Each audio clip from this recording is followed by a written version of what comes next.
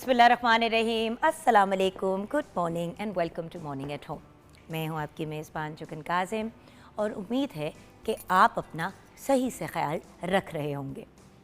आज मैंने आपसे बात करनी है सेल्फ़ केयर की।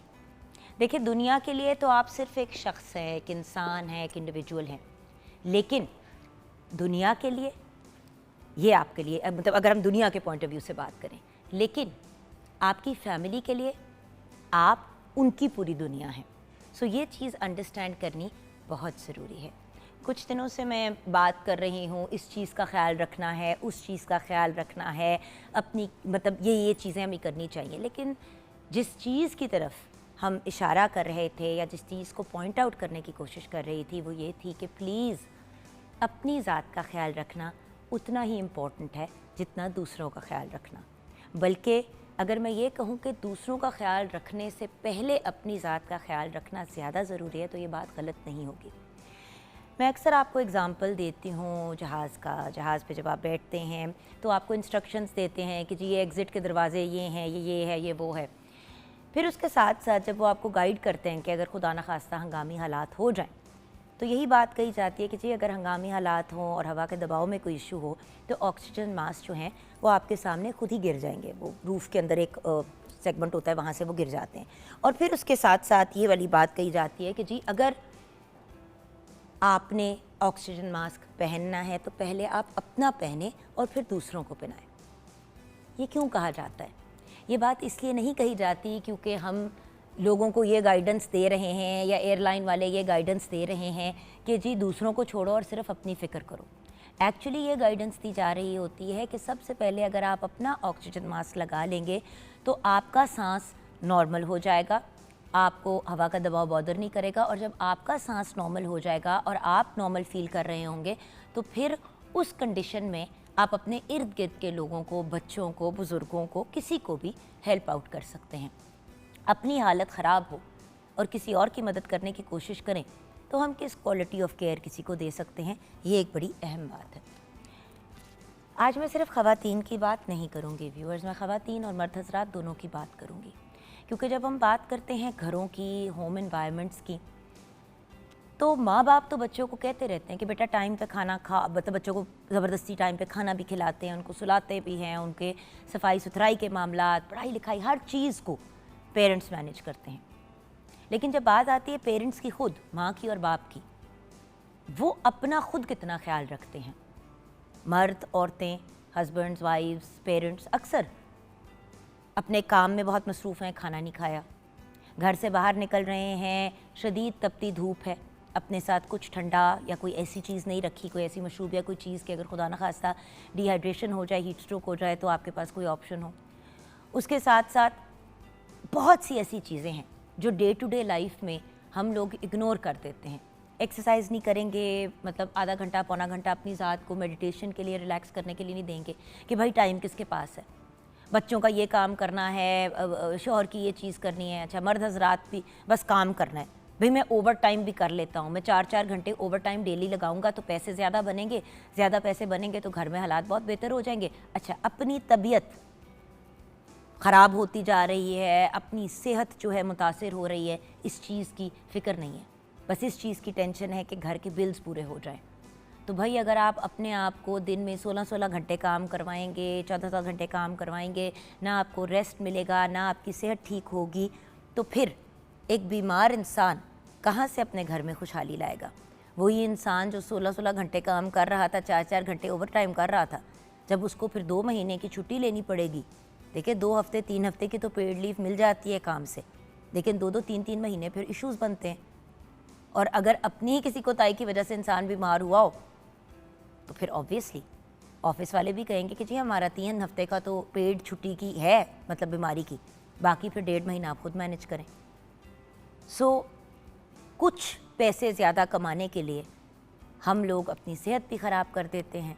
अच्छा, दूसरों का ख्याल रखने में अपने आप को बहुत से मसाइल और प्रॉब्लम से गुजारते हैं, तो अपना ख्याल रखना बड़ा ही इम्पोर्टेंट है। और बच्चों के लिए, पेरेंट्स के लिए, दोस्तों के लिए, हम सब के लिए बहुत सी चीज़ें करते हैं, लेकिन अपनी ज़ात के लिए क्या करते हैं इसके ऊपर गौर करना बहुत ज़रूरी है। आजकल हर जगह व्यूअर्स यही बात हो रही है कि भाई अपने आप पे थोड़ी तवज्जो दें। हम अक्सर दूसरों का ख्याल रखते हुए अपना ख्याल रखना भूल ही जाते हैं, गैर ज़रूरी समझते हैं। देन मैंने इसीलिए सोचा कि आज आपसे ये बात करूं, क्योंकि जब तक हम ठीक हैं, फिट हैं, सेहतमंद हैं, तब तक तो हम अपने घर के भी सारे काम कर सकते हैं, प्यारों का भी बेहतरीन अंदाज में ख्याल रख सकते हैं, उनके लिए भी आसानियाँ पैदा कर सकते हैं। और जब हमारे इर्द गिर्द वाले खुश हैं और हम भी खुश हैं तो ऑब्वियसली वो एक जनरली पूरी फैमिली को जो है वो एक पॉजिटिव वाइब के साथ आगे लेके चलती है बात।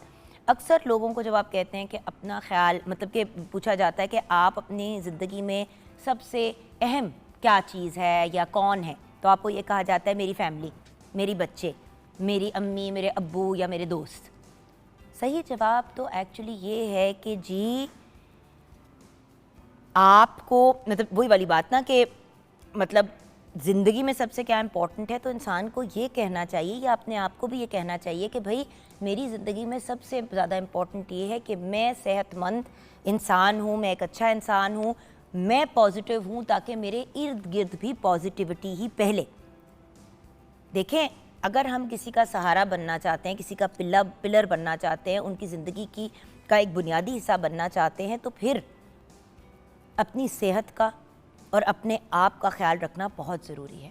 अगर दिन रात मेहनत करनी है, घर चलाना है, काम पे भी जाना है, फैमिली को भी टाइम देना है, फ्रेंड्स को भी देना है, तो उसके लिए हिम्मत चाहिए। और यहाँ पे मैं सिर्फ बीमारी की भी बात नहीं करूँगी, मैं एक्स्ट्रा अपने आप को थकाने की बात करूँगी। अपने जिस किस्म की ग़िज़ा हम लेते हैं उस पर भी बात करना बड़ा ज़रूरी है। खाने पीने में हम इतनी ज़्यादा मिस्टेक्स करते हैं, ऐसी ऐसी चीज़ें करते हैं कि वो हमें लॉन्ग टर्म इतना नुकसान पहुंचाती हैं कि कोई हद नहीं है। सारा सारा दिन काम करना है, काली कॉफ़ी पीते चले जाना है, पानी का इस्तेमाल नहीं करना, दफ्तर में हैं, ऑफिस में वॉशरूम नहीं यूज़ करना, तो सारा सारा दिन फिर बाथरूम ही नहीं जाना, फिर अपने आप को यूटीआईज़ यानी कि यूरिनरी ट्रैक्ट इन्फेक्शंस कर देना। अच्छा, घर से बाहर अगर निकलना है तो सन ब्लॉक का इस्तेमाल ना करना, अपने आप को डायरेक्ट यूवी रेज से एक्सपोज करना। व्यूअर्स, ये सारी चीज़ें अपने ख्याल रखने के ज़ुमरे में आती हैं। देखिए, अपनी ज़िंदगी को इंडिपेंडेंट जीना, ख़ुद को इम्पोर्टेंस देना भी सेल्फ केयर है। हर वक्त दूसरों के लिए दूसरों के लिए दूसरों के लिए और अपनी ज़ात को इग्नोर करना इंसान बहुत मेजर मेंटल हेल्थ के इश्यूज़ में मुब्तला हो जाता है। तो जहाँ पे अपनी सेहत का ख्याल रखना है, वहाँ पे अपनी मेंटल वेल बीइंग और अपने इमोशंस को भी बैलेंस में लेके आना है। तो जब अपना ख्याल रखने की बात करते हैं तो अपना ख्याल रखें, क्योंकि आपकी फैमिली के लिए आप उनकी पूरी दुनिया हैं। चाहे दुनिया के लिए आप सिर्फ एक फ़र्द हैं, एक और इंसान हैं।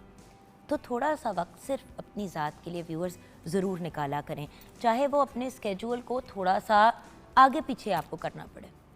मेरी पहले हैबिट होती थी, मैं सुबह उठती थी, फजर के वक्त नमाज़ शमाज़ पढ़ी, उसके बाद वापस सो जाती थी। एटलीस्ट 1.5-2 साल तो मेरी यही रूटीन रही। बीच में मैंने अपने शुरू किया, फिर डॉग को वॉक पे ले जाना, बैक का इशू था, फिर छोड़ दिया। अब प्रॉपर तरीका तो मेरा यही था ना कि मैं फिजियोथेरेपी शुरू करती अपने बैक की प्रॉब्लम के लिए, जैसे कि डॉक्टर ने कहा था, और उसके साथ साथ अपने एक्सरसाइज के अमल को जारी रखती ताकि प्रॉपर तरीके से मेरा मामला हल होता।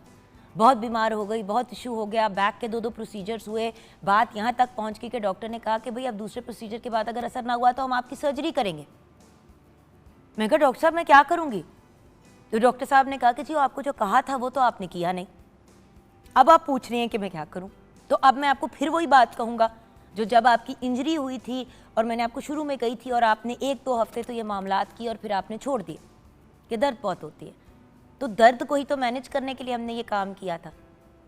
तो व्यूअर्स, यानी कि मैंने अपना ख्याल नहीं रखा, और जिस कंडीशन से मैं गुजरी और जिस तकलीफ से मैं गुजरी उसके ज़िम्मेदार कोई नहीं है मेरी अपनी ज़ात के अलावा। और उस स्टेज पे फिर एहसास हुआ कि यार ये मैं क्या कर रही हूँ। और सच्ची बात है व्यूअर्स, उसके बाद फिर मैंने अपनी खुराक को भी सीधा किया। हर रोज़ सुबह अब मैं 6 बजे से लेके मतलब 6 बजे 6:30 बजे तक जो है वो अपनी एक्सरसाइज का मामला शुरू कर देती हूँ। 7:30 बजे तक मैं फ्री हो जाती हूँ। बच्चों की आजकल छुट्टियाँ हैं तो मेरी रूटीन उस मामले में अच्छी हो गई है कि पहले तो बच्चे भी साथ साथ घूम फिर रहे होते थे, एक्सरसाइज हो रही थी, तो अब मैं बड़े फोकस के साथ एक्सरसाइज कर रही हूँ। और व्यूअर्स, ऑनेस्टली आज मैं फ़िटनेस के पॉइंट ऑफ व्यू से ऑनेस्टली आपको ये कहूँगी कि मैं उस लेवल पे हूँ जिस पे शायद मैं 25 साल की उम्र पे थी। एक्चुअली बॉडी का फ़ैट लेवल, बाकी सब चीज़ें, ये नहीं कि मैं पतली बहुत हो गई हूँ, मैंने मसल बिल्ड किया है, मैंने अपनी ज़ात पे मेहनत की है। एज अ रिज़ल्ट कल मैं 1.5 घंटा बच्चों के साथ भागती दौड़ती रही हूँ। कभी हम इधर भागें, कभी उधर छुपन छुपाई खेल रहे थे, फिर हमने स्टापू खेला, हॉपस्कॉच खेला, फिर पता 1.5 घंटा हम भागते रहे। व्यूअर्स, बच्चे थक गए, मेरी कमर में दर्द नहीं हुई। तो ये मेरी अपनी ज़ात के अंदर इन्वेस्टमेंट थी। आपसे इसलिए अपना एग्जाम्पल हमेशा शेयर करती हूँ कि मैं यहाँ पे बैठ के आप लोगों को नहीं कह रही कि आप गलत हैं, मैं ये कह रही हूँ कि मैं भी गलत चीज़ें करती हूँ, मैं अपनी ज़ात के साथ भी ज़्यादती करती हूँ। तो आए हम सब मिलके पॉजिटिविटी की तरफ बढ़ते हैं, मैं भी, आप भी, हम सब। क्योंकि देखिए हम सब इंसान हैं, इंसान गलती के पुतले हैं। सच्ची बात है, हम ओवर कॉन्फिडेंट हो जाते हैं, बहुत सी चीज़ें इग्नोर निगेट कर जाते हैं, लेकिन अक्लमंदी इसी चीज़ में है कि जब रियलाइज़ करें कि यार ये मैं गलत कर रही हूँ या कर रहा हूँ, तो वापस लौटे अच्छी हैबिट्स की तरफ, पॉजिटिव हैबिट्स की तरफ। एंड अपने आप को चाहे 15 मिनट व्यूअर्स दे दें, लेकिन जस्ट अपनी ज़ात के साथ थोड़ा सा वक्त गुजारना शुरू करें, ताकि आप सेल्फ हीलिंग की तरफ जाएं, अपने पास्ट ट्रॉमास और बहुत से मसाइल के साथ डील कर पाएँ। आइए किचन की तरफ रुख करते हैं, जहाँ पे शेफ़ कनीज़ फ़ातिमा हमारे साथ हैं। अस्सलाम वालेकुम। वालेकुम अस्सलाम।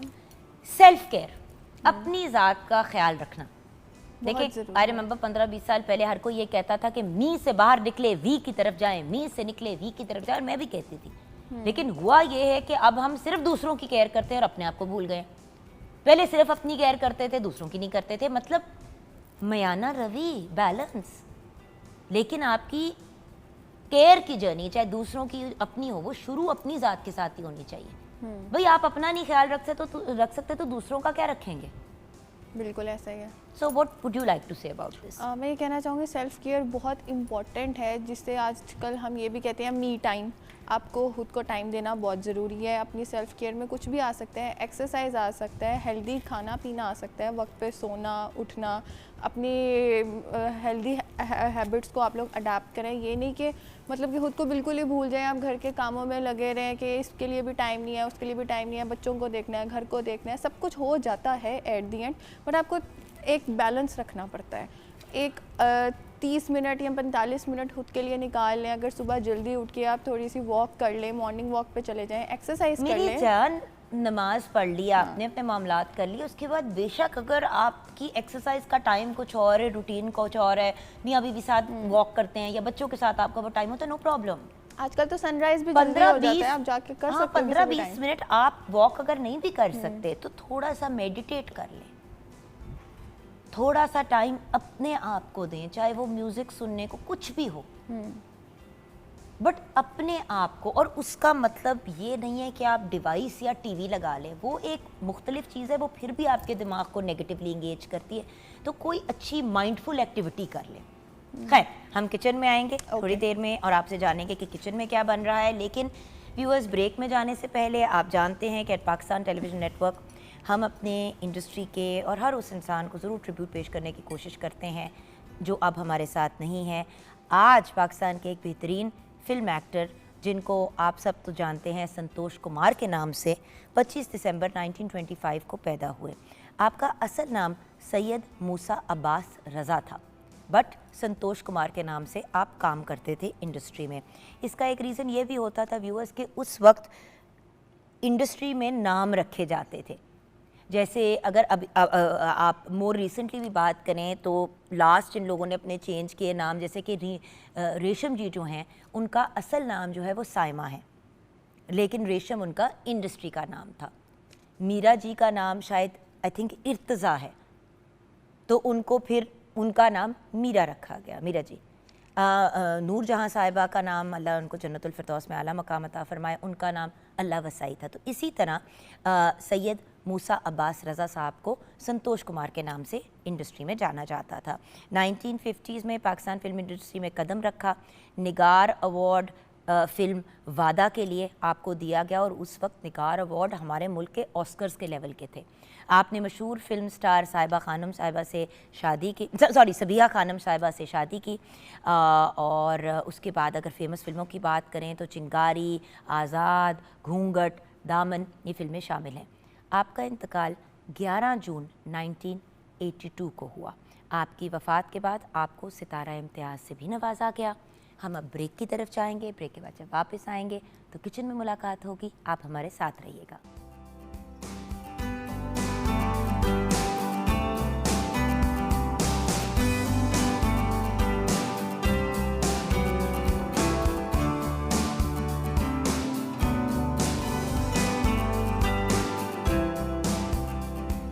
Welcome back from the break viewers. मैं क्यों इतना मुस्कुरा रही हूँ करें आप लोग सारे गेस, इसलिए क्योंकि मुझे लग रहा है आज किचन में मेरा कोई ख़ास काम है नहीं, एवं मैंने एप्रन पहन लिया। जी हाँ शेफ़ कनीज़ फातिमा, आज बन क्या रहा है? आज हम बना रहे हैं पिज़्ज़ा कटलेट।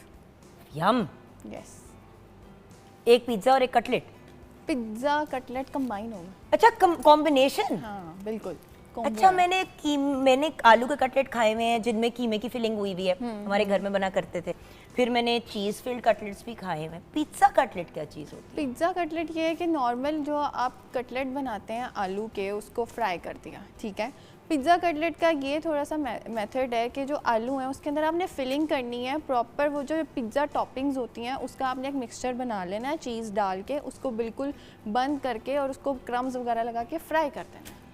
वंडरफुल। Yes. और अगर आप वेजिटेरियन हैं तो आप फिर Veggies और डाल अंडा सकते अगर हैं। आप खाते हैं तो फिर आप ये पूरी बना सकते हैं। सिर्फ इसमें से जो चिकन की फिलिंग होगी वो स्किप सिर्फ चिकन निकाल दीजिएगा और बाकी सारी फिलिंग उसमें वेजिटेबल्स, ऑलिव्स, मशरूम जो आपको Cheese. पसंद है, चीज़, ये सब चीज़ें डाल के आप अपना वेजिटेबल कटलेट बना, मतलब वेजिटेबल पिज़्ज़ा कटलेट बना सकते हैं। बिल्कुल ठीक है। तो पहले आ जाते हैं इंग्रेडिएंट्स की तरफ। Okay. उसके बाद आप मौके पे ही चीज़ें बनाना सिखाइएगा और अगर फ्राइंग के लिए मेरी ज़रूरत हुई तो मुझे बुलाइए। Okay, done.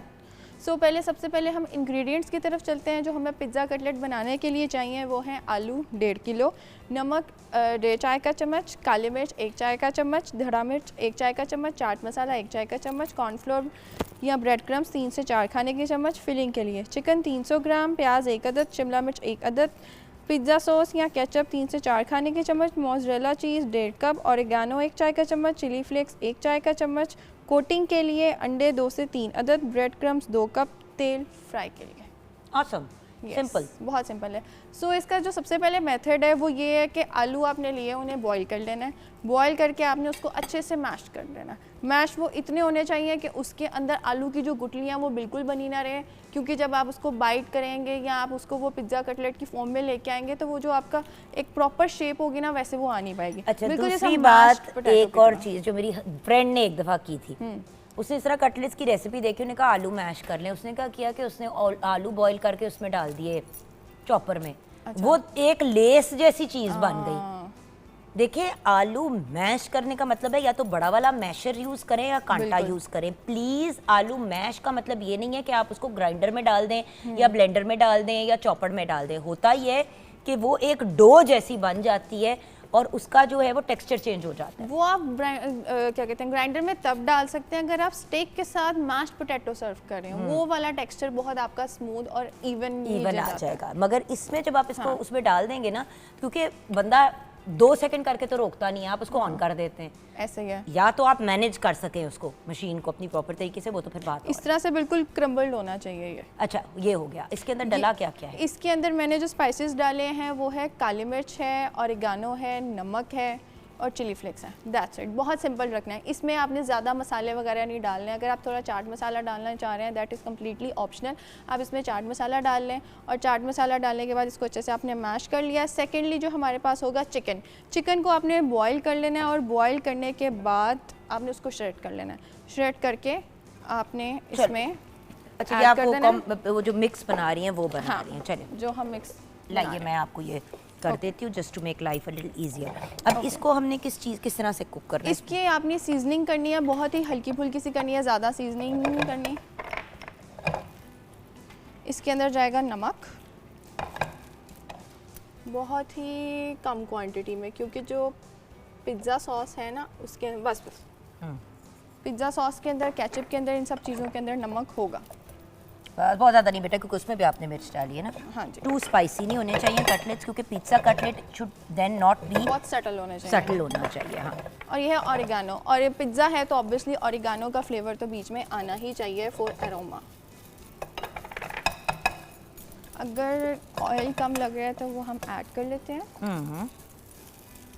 क्योंकि बहुत ड्राई है। बिल्कुल, क्योंकि वाइट मीट जनरली भी ड्राई होता है ना, तो थोड़ा सा और उसको बॉयल होने के बाद और ज़्यादा वो ड्राई हो जाता है। अब ये हमारे पास पिज़्ज़ा सॉस है, चिली गार्लिक सॉस, केचप, ये आपको जो भी पसंद है आप अपनी मर्ज़ी से इसमें ऐड कर सकते हैं। सही। इसके अंदर हम डालेंगे 2 to 3 tablespoon ketchup, oh sorry pizza sauce. ठीक है, और ये इस पॉइंट पे आपने फ्लेम बिल्कुल हल्की कर लेनी है। ठीक है, और ये है केचप, ठीक है। साथ ही हम डाल देंगे कैप्सिकम, शिमला मिर्च। यस, एक्चुअली अलग-अलग से एक एक चीज़ डालने से ज़्यादा Onion। सेंसिबल चीज़ ये है कि आपने अपनी बिल्कुल इकट्ठी डाल दें ताकि जो सबकी एक कुकिंग टाइमिंग होगी वो बहुत इवनली हो जाएगी। और देखिए शिमला मिर्च और प्याज को उस तरह से कुक करने की आपको ज़रूरत नहीं इस होती। पॉइंट पे आप थोड़ा सा पानी ऐड कर सकते हैं, बस। क्योंकि जो आपकी कैप्सिकम है, अनियन है, वो अच्छे से ज़रा पक जाए, बिल्कुल भी कच्चा कच्चा ना रहे, और क्योंकि जो चिकन है वो बहुत ड्राई कर रहा था इसको। इस पे आप स्प्रिंग अनियंस भी डाल सकते स्प्रिंग हैं। अनियन है मेरे पास, वो हम लास्ट में ऐड करेंगे क्योंकि स्प्रिंग अनियन बहुत जल्दी पक जाता है। बिल्कुल सही। और ये बनेंगे कैसे? पहले ये काउंटर से एक्स्ट्रा चीज़ें रिमूव। बिल्कुल ठीक है, काउंटर को आप अपना रेडी करें, तब तक हम इसको जल्दी से ओके, चिकन को भी रेडी कर देते हैं। बेसिकली व्यूअर्स, कटलेट्स तो किसी भी किस्म के बन सकते हैं। इट्स बेसिकली मैश पोटैटो के अंदर आपने कोई ना कोई चीज़ जो है हाँ, वो कर ली, कुछ ना कुछ आपने ऐड कर कुछ लिया। ना कुछ उसमें ऐड कर ऐड कर लिया। लिया। अब जैसे कि अगर घर में आपके कीमा बना हुआ है, शिमला मिर्च कीमा भी बना हुआ है, आप क्या करें, आपने यही आलू का एक मिक्स बनाया। कभी कभी ऐसा होता है कि भाई थोड़ा सा कीमा बच जाता है, इतना सा।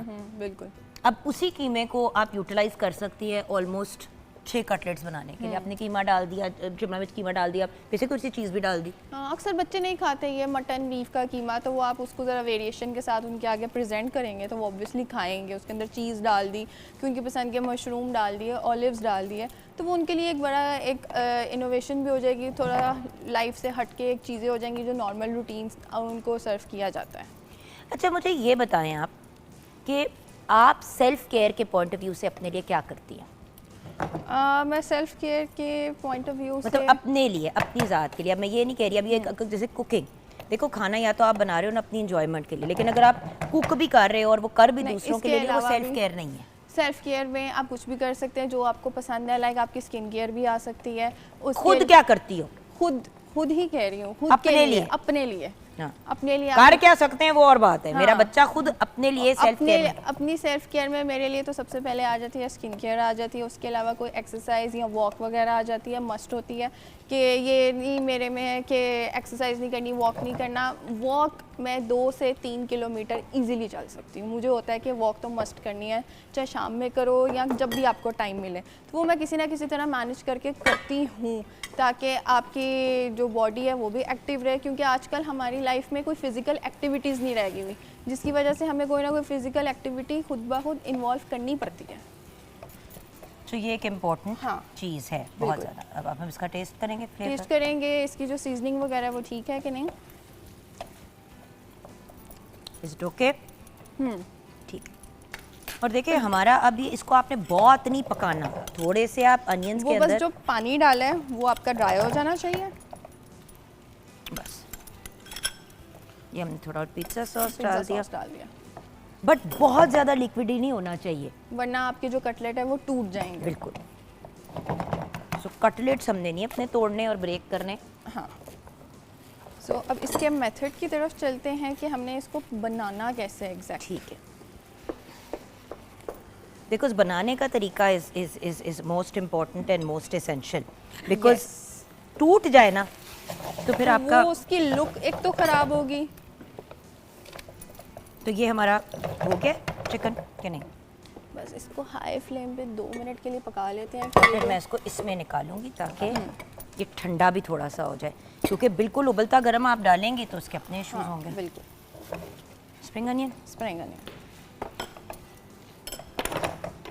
अगली बार ना हमने इससे ज़रा बड़ा पैन लेना है, ओके, सारी चीज़ें बाहर गिर रही हैं। हो ही गया है वैसे मेरे ख्याल से, बट अभी हम इसका थोड़ा सा लिक्विड ड्राई करना हाँ है। लिक्विड ड्राई कर लेते हैं। ग्रेट। वैसे मैं आपको गाइडलाइंस दे देती हूँ कि एक्चुअली ये करना क्या है। आपने इतनी अमाउंट में लेना है अपना कटलेट का मटेरियल, ठीक है, इतनी अमाउंट में। ज़्यादा अमाउंट इसलिए होगी, जो हम नॉर्मली कटलेट बनाते हैं वो इस वजह से ज़्यादा है क्योंकि इसकी फिलिंग भी होगी, इसको वो बाइंड करने के लिए आपको ज़्यादा फिलिंग लेनी पड़ेगी। तो इतनी अमाउंट में आपने मस्ट इसकी अमाउंट लेनी है। ये देखें, ओके, आपने इसको और करना है ड्राई। हाँ, थोड़ा सा और ड्राई। अच्छा, तो हमने फिर इसमें जो इतना सब कुछ डाला है, अच्छा समझ आ गई, फ्लेवर आ जाएगा लेकिन फ्लेवर आ लिक्विड जाएगा, उसका कम हो जाएगा। लिक्विड कम हो जाएगा। जिस तरह हम चिकन ब्रेड बनाते हैं, हम ज़्यादा लिक्विड नहीं रहने दे सकते क्योंकि जब वो बेक होके आएगी वो बहुत रनी होगी, आपकी ब्रेड टूट गई होगी। सेम इसका भी सॉगी हो जाएगा। हाँ, सॉगी हो जाएगी। सेम इसका भी यही वाला ही तरीका है, तो आप इसके अंदर रनी कुछ भी नहीं डाल सकते। कहाँ मैं सोच के बैठी हुई थी कि मुझे आज कोई काम नहीं करना पड़ेगा, बात वहीं पे हो गई। देखिए, सिर्फ हमने आपसे इसका पानी ड्राई करवाया। चूल्हे पे तो फिर भी खड़ा कराया ना। अच्छा, still drawing out the water. वैसे हो गया मुझे तो अब लग रहा है कि सिर्फ ऑयल, ये देखें निकल रहा है अब उसका। इसका ज़्यादा इसके अंदर और क्या क्या डाल सकते हैं फिलिंग के तौर पे? I guess that's a point of curiosity for me. जिस तरह मैंने पहले भी बताया, फिलिंग के अलावा आप वेजिटेबल्स अपनी बढ़ा सकते हैं। इसके अंदर आप टमाटोज भी डाल सकते हैं। अच्छा, जिसे फिलिंग नहीं आती करनी वो क्या करे? वो सिंपली चीज़ भी ऐड कर सकते हैं। चीज़ कटलेट बना लो आप, चीज़ एंड मशरूम कटलेट बना लो, चीज़ ऑलिव कटलेट बना लो। नहीं इतना टाइम फिलिंग बनाने का, चीज़ को सिर्फ आपने ग्रेट किया, मशरूम्स आपने निकाली और बस उसके अंदर आपने फिल कर दिया, दैट्स इट। ये ले, इसमें से निकालने का रीज़न ये है व्यूअर्स कि हमने इसको ठंडा थोड़ा करना सा कूल डाउन भी करना है क्योंकि ये बहुत ज़्यादा गर्म है। तो डिश भी फिर हमने निकाल के ऐसे रख दिए और वो भी इधर रख देते कि ज़रा चूल्हे से दूर ही हो। ठीक है, अब ये हमने यहाँ पे कटलेट रख दिए फ्राई करने के लिए। अब सिंपली अब आप अपना तरीका। मैं आपको फ़िलहाल एक बना के दिखा देती हूँ क्योंकि इस टेम्परेचर पे आप इसको नहीं हैंडल कर सकते, ठीक है? और वैसे भी नहीं करना चाहिए, आपके हाथ जल सकते हैं सबसे पहले, क्योंकि आज बात भी हम सेल्फ केयर की कर रहे हैं। और वैसे भी मतलब अगर इस तरह की चीज़ बनानी है तो आप मतलब पहले से ये मिक्सचर बना के रखते हैं, उसको फ्रिज में रख दें 10 से 15 मिनट के लिए। फिलिंग आपने इतनी भर भर के नहीं करनी कि घर में बना रहे हैं तो बहुत ज़्यादा होना चाहिए, ये होना चाहिए। होता ये है कि फिलिंग उतनी होनी चाहिए जितनी वो चीज़ वो मतलब आपका कटलेट हैंडल कर सकते हैं। When you put too much in, ये देखें, इसकी ये 3 लेयर्स हैं। कटलेट की जो आलू का मिक्सचर है वो इतना है, उसके ऊपर ये चिकन है, चिकन के ऊपर बिल्कुल चीज़ है। बस इससे ज़्यादा अमाउंट में अगर आप लेंगे तो वो फ्राई के टाइम पे टूट जाएगा। बिल्कुल सही। अच्छा, यहाँ पे मैं आपके साथ प्योर शेयर करना चाहूँगी कि आज इंटरनेशनल डे ऑफ प्ले हर साल की तरह 11 जून को मनाया जा रहा है। इस दिन को मनाने का मकसद है बच्चों के लिए प्ले यानी कि खेल की अहमियत को उजागर करना और ये यकीन दिलाना है कि हर बच्चे को खेलने, सीखने और अपनी सलाहियतों को शो करने का मौका मिले। पता नहीं क्या मेरे मुंह पे कुछ लग गया और वो जैसे होता नहीं कि कोई बाल मुंह पे आया हुआ है, मैं तब से अपने मुंह को मली जा रही और समझ नहीं आ रही। खैर, coming back to International Day of Play. So basically बच्चों के इसकी हिस्ट्री आपके साथ शेयर करना चाहूँगी कि बच्चों के हुकूक के लिए काम करने वाली ऑर्गेनाइजेशन ख़ास तौर पे यूनिसेफ ने दुनिया भर में इस बात को ज़ोर दिया कि खेल बच्चों की सेहत और उनकी नशोनुमा के लिए कितनी अहमियत रखता है। और इसी वजह से 2024 में यूनाइटेड नेशंस जनरल असेंबली ने रस्मी तौर पे 11 जून को इंटरनेशनल डे ऑफ प्ले करार दिया। कितने मज़े की बात है व्यूअर्स के एक वक्त होता था जब हम बात करते थे इंटरनेशनल डे ऑफ प्ले की या खेलने कूदने की, तो यही कहा जाता था खेलोगे कूदोगे होगे ख़राब, पढ़ोगे लिखोगे बनोगे नवाब। तो खेल को अपने आप को ख़राब करने की चीज़ कंसिडर किया जाता था। आज उसी खेल को हम कहते हैं कि ये ज़िंदगी का एक बहुत अहम हिस्सा है और मेंटल, फिज़िकल हर किस्म की हेल्थ के लिए। आज इंटरनेशनल डे ऑफ प्ले पे भी बात करेंगे ब्रेक के बाद, लेकिन आप हमें जल्दी से बता दें कि हम कहाँ पे पहुँचे हैं। मैंने फ़िलहाल आपको दिखाने के लिए 2 कटलेट तैयार कर लिए हैं, ठीक है? ठीक है। अब इसको सबसे पहला जो स्टेप है वो ये है, आपने कॉर्नफ्लोर अच्छे से कोट कर लेना है क्योंकि कॉर्नफ्लोर उसकी हेल्प करेगा बाइंडिंग में। ठीक है। अब ये इस टाइम गर्म है तो जिस वजह से वो हैंडल नहीं हो पा रहा। अच्छा चले, हम लोग ना इसको वो ये हो गया, अब इसको डस्ट करेंगे। बात ये है कि आपने आलू को भी ठंडा रखना है। हाँ, आलू का टेम्परेचर भी कोल्ड होना चाहिए। और आपने नोटिस किया होगा कटलेट जब फ्राई होते हैं तो वो यूजुअली फ्रोज़न होते हैं या हाफ फ्रोज़न होते हैं। ऐसे सो है। आपने इनको बना के भी बाय द वे फ्रिज में रखने 10 मिनट के लिए ताकि वो अपनी शेप को होल्ड करे, या फ्रीज़र में? आपने इस पॉइंट पे ये कोट करके क्रम लगा के आप इसको 5 से 10 मिनट के लिए फ्रीज़र में रख लें, क्योंकि जो उसकी कोटिंग होगी एक तो वो बिल्कुल एडजस्ट हो जाएगी, ना ही वो टूटेंगे ना वो ख़राब होंगे। और सिंपली आपने क्या करना है, ये कॉर्नफ्लोर पे पहले आपने इसको कोट किया, देन आपने अंडा लगाया, अंडा लगा के आपका जो थर्ड स्टेप है वो है ब्रेड क्रम्स का। ब्रेड क्रम्स लगा के आपने इसको रेफ्रिजरेटर में रख देना है और 10 से 15 मिनट के बाद आप इसको शैलो फ्राई कर लें। That's it. डीप फ्राई बिल्कुल नहीं करना, शैलो फ्राई करना है, क्योंकि डीप फ्राई में आलू टूट जाएगा और अंदर तक ऑयल जाएगा, जिससे आपका जो कटलेट का जो फ्लेवर है वो ख़राब हो जाएगा। बिल्कुल सही। अब हम ब्रेक की तरफ जाएंगे, ब्रेक के बाद जब वापस आएंगे तो इंटरनेशनल डे ऑफ प्ले के पॉइंट ऑफ व्यू से बात करेंगे, और उसके बाद हमें ज्वाइन करेंगी एक बहुत ही ब्रिलियंट खातून जो एक एंटरप्रेन्योर हैं, उसके अलावा बहुत सोशल वर्क फिलैंथ्रोपी में भी इन्वॉल्व होती हैं। अपनी लर्निंग की जर्नी को उन्होंने किसी भी स्टेज पे लेट गो नहीं किया, कंसिस्टेंटली मेहनत करती रहीं। तो एज़ वो कहते हैं ना गेस्ट ऑफ ऑनर, उनसे भी मुलाकात होगी आगे जाके, लेकिन अभी ब्रेक के बाद हम बात करेंगे खेल की अहमियत पे।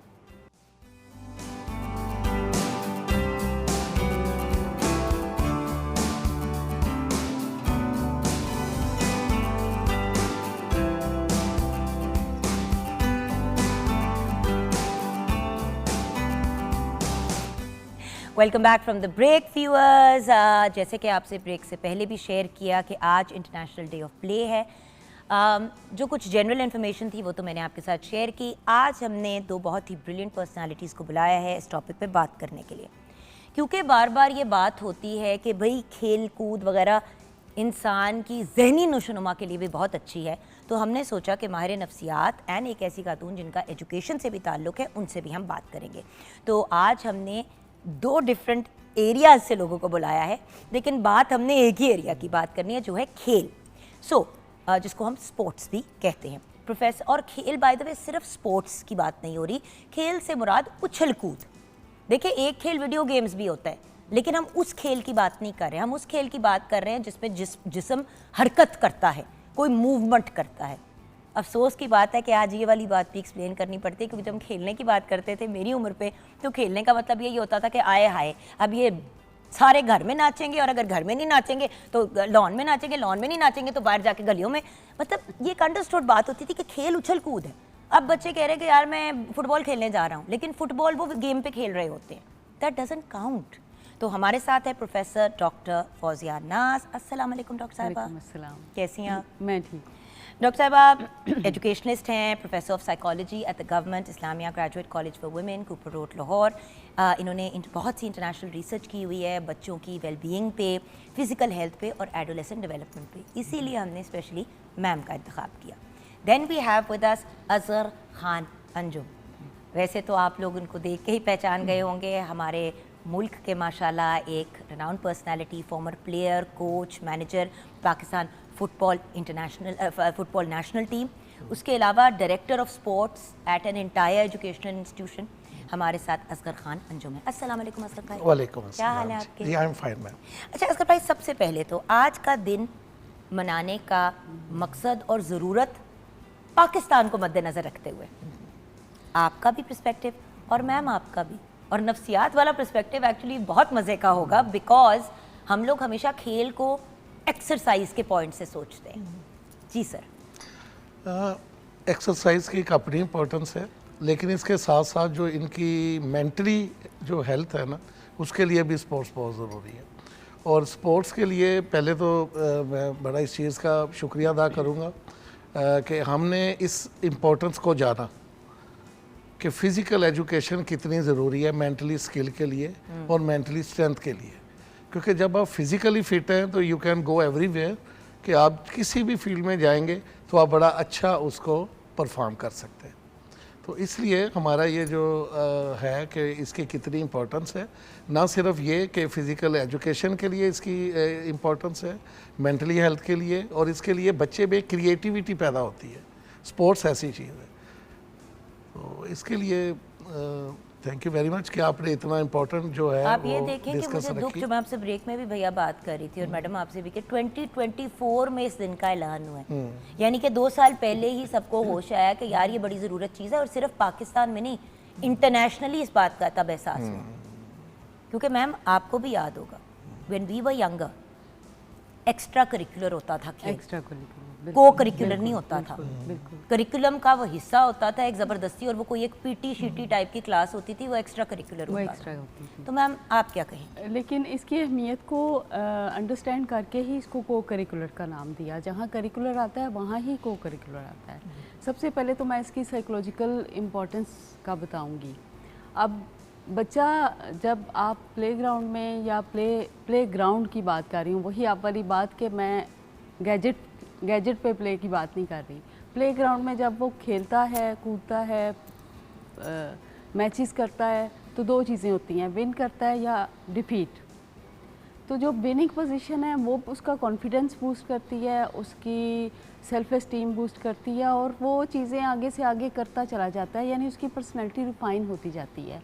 बट डिफीट, लूज़ करना, वो ज़्यादा इम्पॉर्टेंट है। उससे वो विन करने से ज़्यादा चीज़ें सीखता है। लाइक उसमें कंट्रोल आता है, उसमें वो स्ट्रेटजिकली प्लानिंग शुरू करता है कि मैंने कैसे विन करना है। उसके बाद वो उस एक अपनी रिजिलियंस को बूस्ट करता है। मैं व्यूअर्स को बताती चलूँ कि साइकोलॉजी में रिजिलियंस, इम्पल्सिविटी कंट्रोल और फ्रस्ट्रेशन टॉलरेंस लेवल, ये तीनों बहुत इंपॉर्टेंट चीज़ें हैं। बिल्कुल। और जिस इंसान में रिजिलियंस नहीं है, इम्पल्सिविटी कंट्रोल नहीं है, या वो अपनी इमोशनल रेगुलेशन नहीं कर सकता, वो अपने इंटरपर्सनल रिलेशन या अपनी चीज़ों को डिसिप्लिन नहीं कर सकता।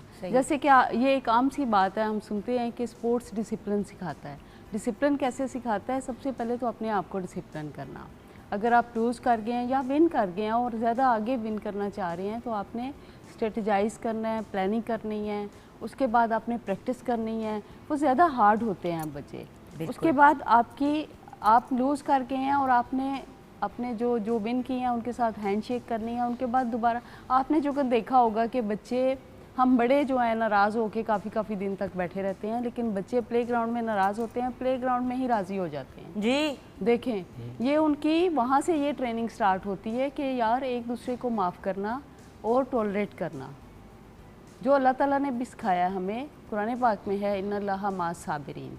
तो रेजिलियंस इज़ जस्ट सब्र, और उसके बाद टॉलरेंस, यानी आपने अपनी फ्रस्ट्रेशन को कैसे टॉलरेट करना है। फिर वो बच्चा, चाहे कोई भी उस पर क्राइसिस आ जाएगा, जब वो ये स्ट्रेस मैनेजमेंट सीख जाएगा तो फिर ज़िंदगी में आगे बढ़ता चला जाएगा।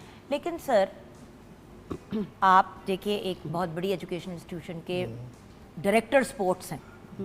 हमने पहले कभी नहीं सुना था कि किसी इदारे, एटलीस्ट पाकिस्तान में, कि कोई डायरेक्टर स्पोर्ट्स है ऑफ अ एजुकेशनल इंस्टीट्यूशन। आपको भी पता है ये नई चीज़ें शुरू हुई। जी।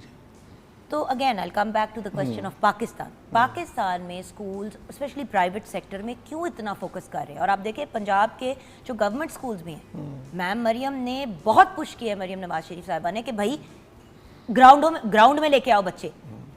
बच्चों को आप बंद रखते हैं, उसके अंदर बाद में हम ख्वाहिश रखते हैं कि हमारे बच्चे ओलंपिक्स में जाके परफॉर्म करेंगे, तो पूरे मुल्क के बच्चों को मौका तो मिलना चाहिए। Exactly. जी सर। इसमें मैम जो सबसे पहला पॉइंट है ना, वो ये है कि हम एजुकेशन को 3 पार्ट्स में पहले डिवाइड करते हैं।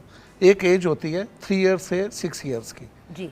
ये इस एज में आप कहेंगे कि अगर बच्चे को कोई बड़ा अच्छा कोच मिल गया तो वो इसलिए अच्छा प्लेयर बना, नहीं। इसमें पहली कोच उसकी माँ होती है। पहले तो ये घर से कोचिंग शुरू होती है कि इस एज के EYE का जो बच्चा होता है, अर्लियर एजुकेशन का, उसके साथ सबसे ज़्यादा जो टाइम देना चाहिए ना, जिसको हम स्पोर्ट्स या को करिकुलर कहते हैं, वो माँ ने देना है, घर के बच्चों ने। माँ और बाप, जी, बिकॉज रिस्पॉन्सिबिलिटी बच्चे जी, के पालने की माँ और बाप दोनों की है। एग्जैक्टली। आप फैमिली कह ले, आप घर में देखे नाना दादा सब होते हैं। नहीं, क्योंकि सर असल में स्टेट चैनल है ना, हम जब माँ कहते हैं तो बंदा साथ जो अभी बैठ के टीवी देख रहा होगा अपनी बीवी के, तू मैनू एवें कहती है, तेरी जिम्मेवारी है। नहीं, exactly, both of them responsible है। और ये सबसे ज़्यादा बच्चे के साथ मिलके खेलना चाहिए, बच्चे के साथ बच्चे के लेवल की गेम्स खेलनी अब चाहिए। देखिए ना सर, हम लोग यहाँ पे 3 बैठे हुए हैं। अब अगर एक बच्चा है और वो एक बच्चा है, उसको आप जब यहाँ पे लाके बिठा देंगे तो वो बोर ही होगा। एग्जैक्टली इरिटेट ही होगा, तंग ही होगा, और डेफिनेटली ऑन एयर भी कोई ना कोई पंगा करेगा, अनलेस वो इस टीवी पे बैठने का आदी हो। किसी भी जगह पे हम अपने बच्चों को ले जाते हैं, आपने नहीं नोटिस किया, पहले हम लोग छोटे होते हुए जब जाते थे किसी के घर भी, तो बच्चे अपना अलहदा खेल रहे होते थे, वो खेल रहे होते थे, उधम मचा हुआ होता था। क्योंकि बच्चे के नेचर में खेलना है। आप बच्चे को यहाँ लाके बिठाए नहीं, वो कभी इधर शरारत करेगा, कभी उधर करेगा, जंप करेगा, और माँ इधर को जाएगा। तंग करेगा, बाप को भी तंग बिल्कुल। करेगा। बच्चे अब को उसी स्पेस- बच्चे के साथ अगर आप बच्चे को ला रहे तो फिर बच्चे को भी तो एंगेज करें। तो फिर आप उसके नेचर को दबा देते हैं ना, जब आप दबाते हैं वो स्प्रेशन में चला जाता है और उसके बाद से चीज़ें ख़राब होना शुरू हो जाती हैं। सही। और जी सर, आप सेकेंडली ये कि जब बच्चा आफ्टर 7 इयर्स के बाद नेक्स्ट आता है ना प्राइमरी, उसमें हम क्या करते हैं, हम पेरेंट्स बीइंग ए पेरेंट्स, हम उनको किसी एक एकेडमी में करवा के तो अपनी जिम्मेदारी से हम सबकदोश हो जाते हैं। हम समझते हैं जी हमारा बच्चा स्पोर्ट्स कार है। देखिए इसके साथ साथ आपको पहले तो ख़ुद भी साथ उसके इन्वॉल्व होना पड़ता है, और सेकेंडली ये कि सिर्फ एकेडमी कुछ नहीं है, एक्चुअली स्पोर्ट्स क्या है। देखिए मैं थोड़ा सा क्लियर कर दूँ अपने व्यूवर्स को। स्पोर्ट्स हम समझते हैं बल्ला उठा लिया, फुटबॉल ले लिया, खेलना शुरू कर दिया, ये स्पोर्ट्स नहीं है। स्पोर्ट्स जैसा कि मैडम ने फरमाया, एक्चुअली इसमें सबसे पहले तो आपने बच्चे के मेंटली विनिंग लूजिंग वाला लेवल ख़त्म करना है। ये मैं बड़े अफसोस के साथ कह रहा हूँ, मेरा इतना 28 इयर्स का एक्सपीरियंस है, बहुत बड़ी चेंज के साथ मैं नाम नहीं ले सकता। मेरा शुरू से उनके साथ यही एक मौक़िफ़ रहा है कि प्लीज़ जीतने का जो हमने टारगेट फिट करते हैं ना बच्चों में या टीचर्स पे, ये प्रेशर होता है, और जो जीतने का प्रेशर है वो आपको चीटिंग की तरफ लेके जाता है। लिहाजा जो अब लेटेस्ट मैंने देखा है, जो अब नए कई स्कूल चेन ऐसे आए हैं जिन्होंने अब इस चीज़ की इम्पोर्टेंस को समझा। अब क्या है, और जो माँ बाप इतना ज़्यादा उचक छलांगे मार रहे होते हैं कि भी हमने बच्चे को बाहर की यूनिवर्सिटी में दाखिला कराना है, ये करना है, वो करना है, तो व्यूअर्स बहुत सी यूनिवर्सिटीज़ बाहर आपको स्पोर्ट्स के बेस के ऊपर एक्सेप्ट कर लेती हैं। आप मेरिट पे नहीं आ रहे हैं, वो स्पोर्ट्स वाली चीज ही है जो आपका वो जो कहते हैं ना बेड़ा पार करा। बल्कि इंटरनेशनल यूनिवर्सिटीज़ का मैं अपने व्यूवर्स को बता दूं कि अगर आप 4 GPA यानी हाईएस्ट CGPA भी लेके जाएंगे ना, वो आपको उस बच्चे को प्रेफरेंस देंगे जो को करिकुलर या एक्स्ट्रा करिकुलर एक्टिविटीज़ में इन्वॉल्व होगा।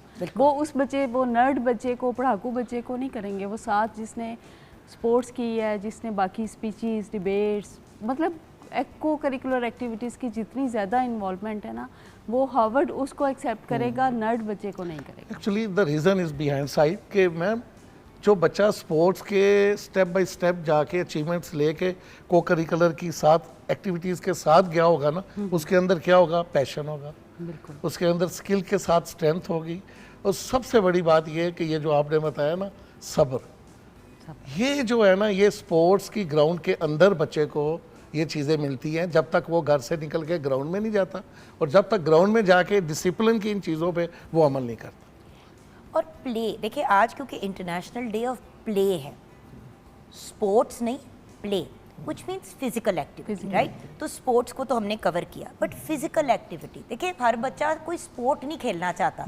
कुछ बच्चे स्टापू, जी स्किपिंग रोप में भी खुश है, जिसको अब हम प्ले के जुमरे में लेके जाएंगे, क्योंकि देखिए स्पोर्ट एक कैटेगरी है, एक प्रोफेशन भी है, राइट। बट उसमें भी जाने के लिए अगर आपने प्ले नहीं किया होगा, just to clarify viewers, I know sports के अलहदा दिन होते हैं, सारा कुछ होता है, इसीलिए हमने स्पोर्ट्स की दुनिया और माहिर नफ्सियात के भी एक इंडिविजुअल को बुलाया, बिकॉज एक दूसरा प्ले भी होता है, भागना, दौड़ना, एंजॉय करना, तो उसका भी उसके बारे में भी मुझे बताएं मैम। अच्छा, जैसे सर ने बताया, सिर्फ डिसिप्लिन प्ले और फोकस्ड प्ले वर्सेस रैंडम, जिसमें कोई तरतीब नहीं है, कोई स्केड्यूल नहीं है कि अब तुम्हारी 2 बजे जो है प्ले टाइम शुरू होगा और आधे घंटे बाद और इसमें विन करना है या लूज करना है।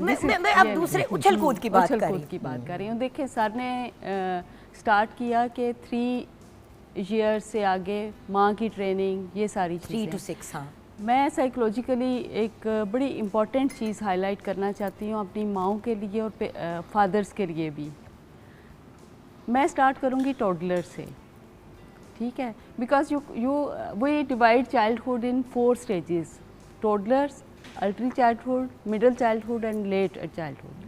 अब माएँ क्या करती हैं, यूजुअली आपने देखा होगा, दिस इज़ अ ट्रेजिक, कि बच्चे को दिया आईपैड, टॉडलर को डिवाइस दे दी, उसके बाद अपने काम शुरू हो गए या अपने फ़ोन पे लग गए। यहाँ से आदत डालते रहते हैं उसको बैठ के बैठ गया, चलो अब उछल कूद की तरफ उसका ध्यान खत्म हो जाएगा, because gadget is more attractive.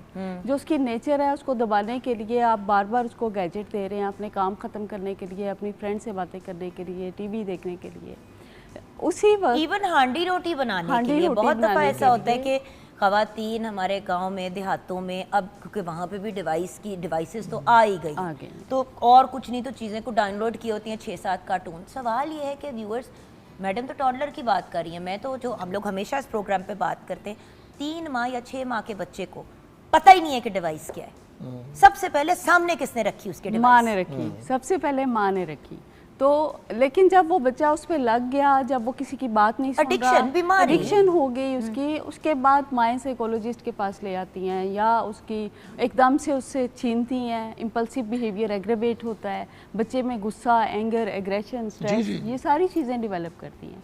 तो माओं को इस चीज़ की समझने की ज़रूरत है कि आप ठीक है, गैजेट आपके पास है। मैम हमने कल ना इस पे बड़ी डिटेल में प्रोग्राम किया गैजेट यूज पे, मैं आना चाहती हूँ क्योंकि कल हमने एक्चुअली मैम फोकस, और ये जो प्ले की बात आप कर रहे हैं ये भी हमें इसके बरक्स प्ले जैसे कि हमने कहा कि डिवाइस, मैं आज एक्चुअली प्रोग्राम करने का पर्पस और इस चीज को टच करने का रीजन ये था कि डिवाइस हमने मान लिया कल के बुरा है, अब इसके बरक्स मुझे मैडम ऑप्शन दे कि डिवाइस रखने के बजाय वो माँ क्या करे। माँ खेले, माँ का काम है उसकी ट्रेनिंग करना, उसको एंजॉय करवाना। उसके साथ साथ अगर माँ खेलेगी ना तो बच्चा बहुत ज़्यादा उसके साथ बॉन्डिंग बनेगी, बाप की भी बॉन्डिंग बनेगी, और वो बाहर उल्टे सीधे लोगों को नहीं।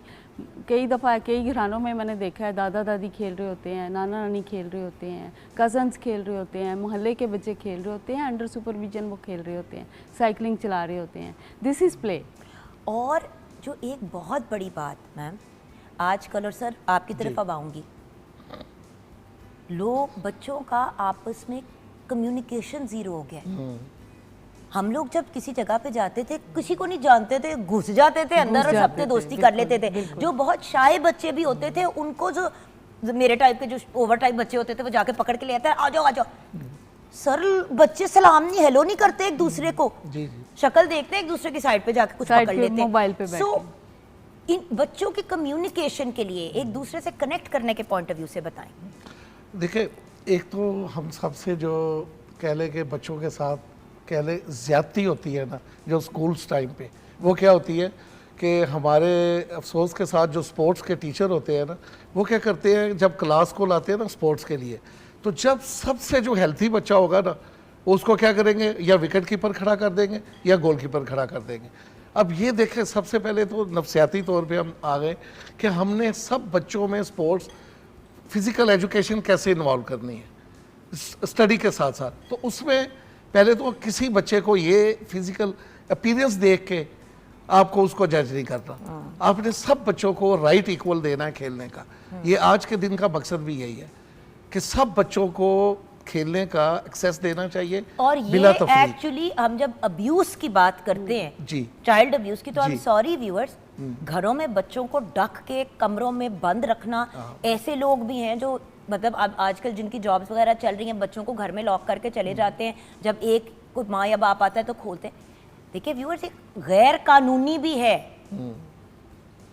आप जब बच्चों को आप अगर इस तरह के मामलात करें जिस तरह यहाँ पे हम लोग बंद करते हैं, कोई अगर अमेरिका कनाडा वगैरह में चाइल्ड प्रोटेक्टिव सर्विसेज को फ़ोन कर दे तो वो फिर आपको आके ऑब्जर्व करेंगे कि भाई आप कर क्या रहे हैं। अगर आपके खिलाफ 12 साल से कम बच्चे को ऑस्ट्रेलिया में आप अकेला नहीं छोड़ सकते भाई, किसी भी एज के बच्चे को, at least till a certain age you can't leave children in the house, घर से बाहर लॉक करके चले गए। अब इसी के बरक्स आप अपने किसी हमसाए जानने वाले उनका एक प्ले डेट प्लान करके चले जाएं। दूसरा ये है कि हर बच्चा हर फिजिक में किसी ना किसी स्पोर्ट्स के काबिल होता है। बिल्कुल। आप बिल्कुल उसको ये जज ना करें, मैंने जो 2 एग्जांपल दी है ये हर जगह पे हो रही है। क्या वो अगर फिजिकली अगर उसका सर इंजमामुल हक साहब को देखिए आप, उन्होंने हमेशा स्ट्रगल किया, उनका वेट का इशू रहा, लेकिन one of the highest performers in the world of cricket. So size और अपीयरेंस और एग्जैक्टली इसको नहीं, हर बच्चे को आपको एक्सेस देनी चाहिए, नंबर 1। नंबर 2, माए कहती है ऐ ते बड़ा माड़ा जी, एनू नहीं खडाना, लो जी वो और माड़ा हो जाएगा। आप खुद जी, ही उसकी ये बात सेल्फ है। एस्टीम अच्छा, लो कर रही हैं। तीसरी बात जो मैं बहुत ज़्यादा नोट की गई है अपने प्रीवियस एक्सपीरियंस में, जो कि अभी मुझे बड़ी खुशी इस बात की है कि शायद अभी कुछ अवेयरनेस की वजह से हमारे बहुत से कई नए जो स्कूल शुरू हुए हैं उन्होंने इस इम्पोर्टेंस को जाना है। वो अब क्या करते हैं, वो विनिंग और लूजिंग का मैटर नहीं रखते, जो कि नहीं होना चाहिए, ख़ास तौर पे जो स्पोर्ट्स डे होता है। स्पोर्ट्स डे में आपके कितने बच्चे इस तरह फिजिकली अब्यूज़ होते हैं जब वो ये देखते हैं कि हम एक ही क्लास के बच्चे हैं और मैं लूज़ कर गया हूँ और ये विन कर गया। ये मैटर छोटी एज में नहीं होना चाहिए। सब विनर है, सब लूजर, इसीलिए किसी सबको जो है, सब बच्चों उस को जो तरफ है वो नहीं दिए जाना जाते हैं चाहिए। सर्टिफिकेट। Exactly. और होता ये है कि उनके अंदर कॉन्फिडेंस ये एज, और फिर Aahista Aahista as they get older हाँ, तो वो चीजें की जाती हैं। अच्छा, एक चीज आज की ना मैम, अगर हम गुफ्तगू को कंक्लूजन की तरफ एक ले, छोटी सी चीज़, आप सॉरी आपको मैं बीच में इंटरप्ट कर रही हूँ, मैं व्यूअर्स को बताना चाह रही हूँ कि अभी ये सारा एक कॉन्सेप्ट है कि प्राइवेट एजुकेशन या प्राइवेट स्कूल्स जो वो ये सारी फैसिलिटीज़ प्रोवाइड कर रहे हैं, लेकिन आपने जैसे स्टार्ट में कहा कि मैडम मरियम नवाज शरीफ और higher education department, minister education, उन्होंने पब्लिक कॉलेजेस में, because I am principal of public college, बिल्कुल उन्होंने स्पोर्ट्स को लाजमी कर दिया है और स्पोर्ट्स के हर ट्राइमेस्टर लाइक 3-4 मंथ्स के बाद उसके पूरे Semester में। मैचेस होते हैं, पूरे मैचेस होते हैं, ना सिर्फ स्टूडेंट्स के बल्कि टीचर्स के, इवन प्रिंसिपल्स, मैंने भी पार्टिसिपेट किया हुआ है, तो हमें भी उन्होंने इनकरेज किया, इसलिए पब्लिक सेक्टर कॉलेजेस में भी फुल फ्लेज वही sports बात जा मैं रही है। इसीलिए जी। शुरू में ये बात पॉइंट आउट कर दी थी कि मैम ने बहुत मेजर एफर्ट्स किए हैं और हमने अपने इस प्लेटफॉर्म पे भी बहुत से ऐसे लोग बुलाए हैं जिन्होंने शेयर किए अपने एक्सपीरियंसेस। और अल्टीमेटली वही वाली बात है ना कि व्यूअर्स, स्कूल्स में अगर ये सारा कुछ किया जा रहा है, वहाँ पे इस चीज़ की अहमियत समझी जा रही है, तो स्कूल तो बच्चे पढ़ने के लिए जाते हैं, तो अगर बच्चे स्कूल पढ़ने के लिए जा रहे हैं और साथ में उनको ये को करिकुलर एक्टिविटीज़ दी जा रही हैं, तो घर पे फिर जब आप उनको कमरों में बंद कर देते हैं और कहते हैं बस तू चुप करके पढ़, तो उस बच्चे के दिमाग का क्या हाल होगा। सो एंड में आप दोनों का पैगाम हमारे व्यूअर्स के लिए। जी सर। सबसे पहले जी, जो जिसकी इम्पोर्टेंस है हमारे आजकल के बच्चों को, वो सिर्फ ये है कि एक तो इनमें आप कभी भी छोटी एज में विनिंग और लूजिंग का मैटर ना डालें, सिर्फ उनके अंदर ये डालें कि आपने इस स्पोर्ट्स के लिए आपके अंदर रेजिलियंस, आपके अंदर पैशंस, आपके अंदर हट के इस पॉइंट ऑफ व्यू से कि मैंने हाउ टू परफॉर्म, और वो कितनी मैंने ऑनेस्टी से अपनी स्पोर्ट्स को परफॉर्म करना, क्योंकि सबसे पहले तरबियत है, उसके बाद बाकी चीज़ें आती है। और सेकेंडली मैसेज मेरा उन स्कूलों के लिए है जो सिर्फ अपनी एक छोटी छोटी बिल्डिंगों में, किराए के छोटी छोटी कोठियों में स्कूल्स को नाम देकर बच्चों की फ़िज़िकल एजुकेशन के लिए तबाही कर रहे हैं। उनके लिए रिक्वेस्ट है कि ज़रा अपने इन स्पोर्ट्स की जितनी इम्पोर्टेंस है बच्चों के लिए, उनके लिए उस तरह के इक़दाम किए जाए और अपने स्कूल्स में इनको इंश्योर किया जाए कि आप फिज़िकल एक्टिविटी करवाएंगे। और यहाँ पे आपकी ही बात को एंडोर्स करते हुए, आप तो एक इल्तिजा कर रहे हैं, पंजाब में एक्चुअली ऐसे स्कूल्स अब शट डाउन कर दिए जाएंगे जो को करिकुलर एक्टिविटीज़ में बच्चों के लिए प्रॉपर सिचुएशंस नहीं क्रिएट कर रहे। तो जो मकानों में, घरों में इस तरह के स्कूल्स वगैरह खुले हैं, अब ये सारे अंडर स्क्रूटनी आएंगे। जी मैडम, आपका पैगाम। मैं पेरेंट्स को मैसेज देना चाहती हूँ, बहुत एक समझें कि एक स्ट्रॉन्ग किस्म का, कि बच्चा जो टोडलर है, जो बिल्कुल छोटा बच्चा है जिसकी आप ट्रेनिंग स्टार्ट कर रहे हैं, यूजुअली आप लोग एकदम से जब बच्चा पैदा होता है ना, स्कूल फलाना स्कूल, ये अच्छा स्कूल, ये एकेडमी अच्छी, उसके पीछे ना पड़ें। पहले 3 से 4 साल बच्चे को खेलने दें, प्ले, जैसे जुगन जी ने कहा कि आप उसको प्ले में इन्वॉल्व करें, उसकी फ़िज़िकल और मेंटल ग्रोथ होने दें, उसके बाद उसकी एजुकेशन स्टार्ट करें। First 3 to 4 years are very important. Concentrate करें, बच्चे को इन्वॉल्व करें अपने साथ, अपने रिलेशंस बनाएं, आपकी रिलेशन बच्चे के साथ बिल्ड होगा, उसके बाद बच्चा कहीं नहीं जाता।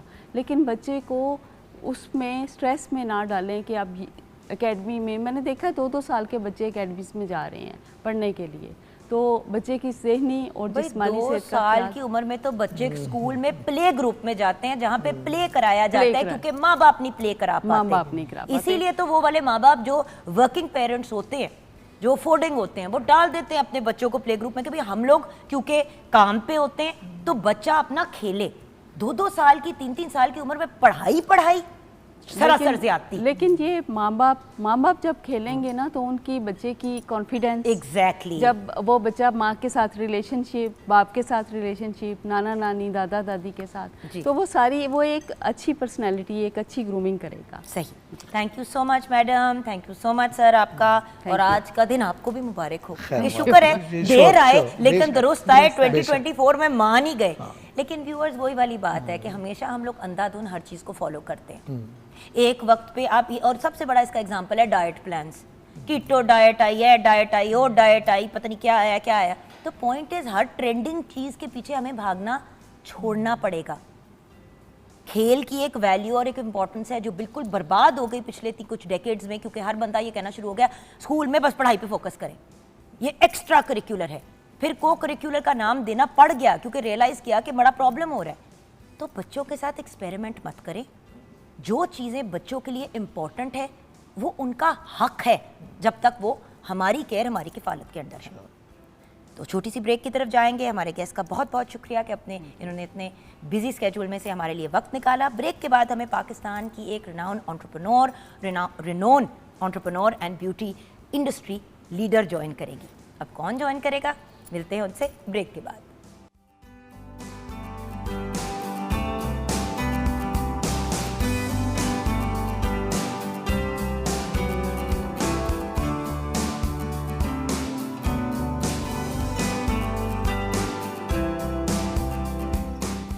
Welcome back from the break viewers. आज एक ऐसी पर्सनालिटी को प्रोग्राम पे हमने बुलाया है जिनसे मेरी मुलाकात तो बहुत पहले हुई, बट अगेन काम की ही कैपेसिटी में हुई। इनकी एक शूट थी, ऑलमोस्ट आई थिंक 10 साल हो गए, उससे ज़्यादा हो गए इस बात को। इनकी एक शूट थी तो उस पर इन्होंने मुझे एज अ फेस सेलेक्ट किया। इनकी ब्राइडल शूट थी तो वहाँ पे मेरी इनसे मुलाकात हुई। मुझे याद है कि जब मैं इनकी सैलून पे गई और फिर वहाँ पे जब इनकी टीम से मुलाकात हुई, वहाँ का सेटअप देखा, इनसे कुछ लम्हों के बाद मेरी मुलाकात हुई तो मैं हैरान हो गई कि क्या पाकिस्तान में भी इस स्केल का, इस लेवल का काम होता है।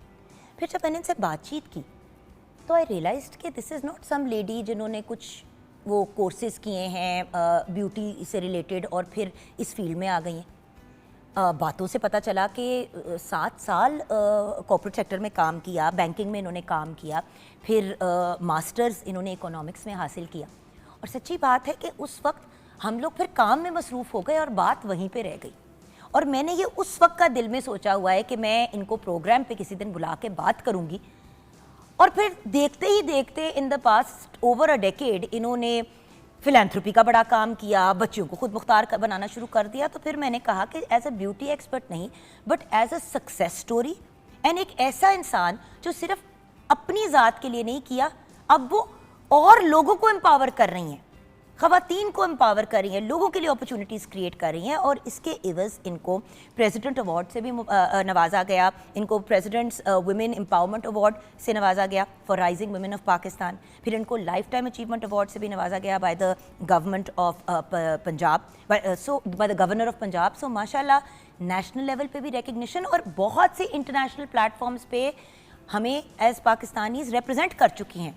हिफ्ज़ा खान हमारे साथ हैं। अस्सलाम वालेकुम। Thank you so much Jugan, इतना प्यारा आपने इंट्रोडक्शन दिया और आप डिटेल बताई। बिल्कुल आप सही कह रही हैं, हमारी मुलाकात हुई और हम कुछ डिटेल में बात ना कर पाए।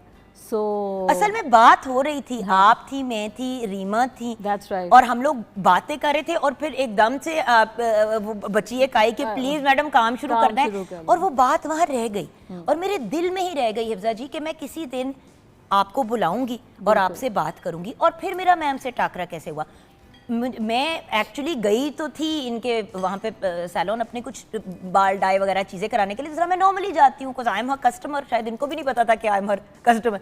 वहाँ पे उस दिन मेरा इनसे टाकरा हो गया। तो मैं इनसे बात कर रही थी तो मैंने पीछे देखा कि इन्होंने तो प्रोडक्ट लाइन भी लॉन्च कर दी है, साथ में बच्चियां भी जो घूम रही हैं उनका भी बिल्कुल एक डिफरेंट चीज़ है। और पता चला कि इन्होंने एम्पावरमेंट के भी मामला शुरू कर दिए। तो मैंने ज़ीरो से स्टार्ट करना है। ठीक है, हम ज़ीरो से स्टार्ट करेंगे।